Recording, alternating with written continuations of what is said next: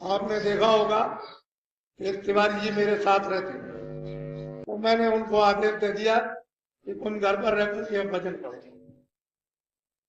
अब ये संगत संगत में घूमना बंद, अब बैठ करके एक जगह भजन करो। तुम्हारा मस्तक विकृत हो गया और अब भजन करो वो अच्छा रहेगा। बोला कि अपनी आत्मा का कल्याण करोगे। मैं कहूंगा मैं गुरु नहीं, और वो कहेंगे मैं गुरु। ये बताइए कि जमीन आसमान का कितना अंतर हो जाएगा उन साथियों में जो मेरे साथ रहेंगे। वो कहेंगे हम गुरु हैं, हम कहेंगे भाई हम गुरु है नहीं, हम तो चेले हैं, हम तो सेवक।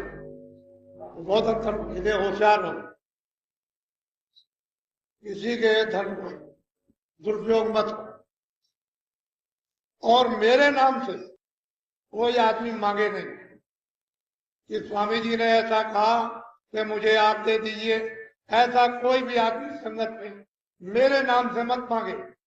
और जब मैं कहूंगा कि भाई इस सेवा के लिए तुम लोग सेवा करो तो अगर आप मेरे नाम से दोगे तो मुझसे पूछ लो, मैं तो मिलता नहीं।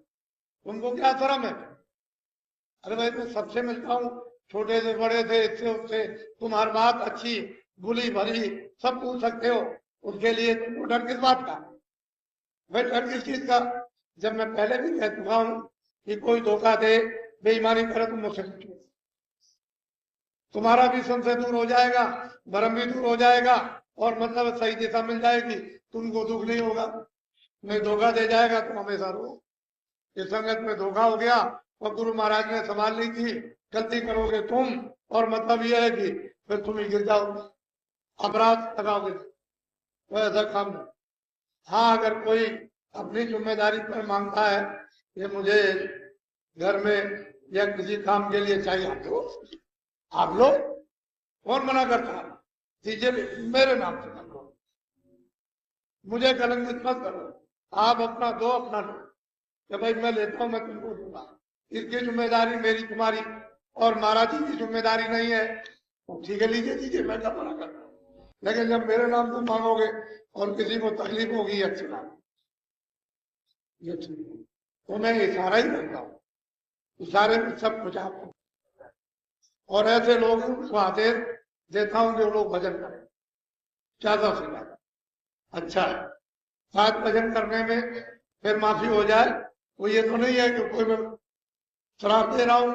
अरे भाई भजन करने के लिए तो कह रहा हूं, और मतलब ये भजन से पर्दा अगर कट जाए, हट जाए तो अच्छी बात है। तो उस भजन करने में जब भजन करोगे तो सहयोग मिलेगा। नहीं भजन करोगे, संसारियों से भी ज्यादा नीचे चले गए, और फिर माफी नहीं होगी। और ऐसी जगह डालकर वहां फेरे जाओगे तो वहां चिल्लाओगे, कोई बचाने वाला नहीं। ऐसा काम आओ जावे चाहिए। मेरे सब है, जब मैं आपको तो अपना मानता हूँ, आप मुझे कहते हो मेरे, तो मैं क्यों स्वीकार करता हूँ कि आप मेरे नहीं, मैं आपका नहीं। अरे भाई स्त्री और पति यही तो कहता है कि तुम मेरी हो, मैं तुम्हारा हूं। महात्मा और क्या कहते हैं, भाई मैं तुम्हारा हूँ, तुम मेरे हो, मैं तुम्हारी सेवा करूं, मैं तुमको देखू, तुम हमको देखो। सीधी बात, मोटी सी। अरे भाई वो तुमको देख रहे हैं, उनको तुम देखो। अरब अरब से, यानी मतलब लक्ष्य में और भाई अगम की सूझ, तुम एक दूसरे को देखोगे, इसी में किसी एकदम से उत्पन्न हो जाएगी, और फिर मतलब कुछ का कुछ भ्रष्ट हो जाए। उसकी तरफ देखो, एक तुम्हारी तरफ काम है।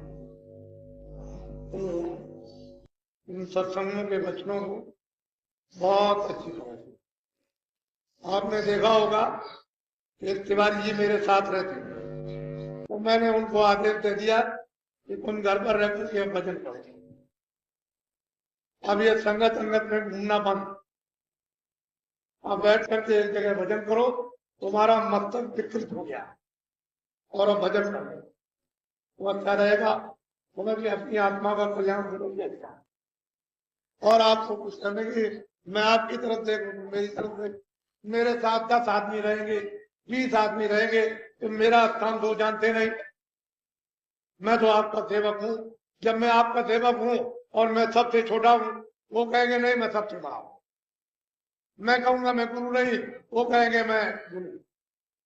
ये बताइए कि जमीन आसमान का कितना अंतर हो जाएगा उन साथियों में जो मेरे साथ रहेंगे वो कहेंगे हम गुरु हैं, हम कहेंगे भाई हम गुरु है नहीं, हम तो चेले हैं, हम तो सेवक हैं।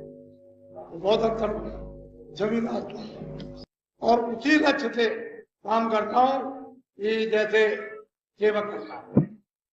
कभी भी स्वप्न में भी कभी यह आभास नहीं हो सकता, न मैंने कभी इस पर ध्यान दिया कि गुरु सबका सेवक, और पहले भी नहीं बना, आगे तो बनने की कोई बात नहीं। तो आप कभी गुरु मत बनना, ये रगड़ देगा, ऐसा पटकेगा, स्थित हो जाओगे, वो भी आएगा। गुरु मत बनना। जो गुरु बने चले गए सीधे, उनको कोई नहीं बचा सका। ये तो स्थान है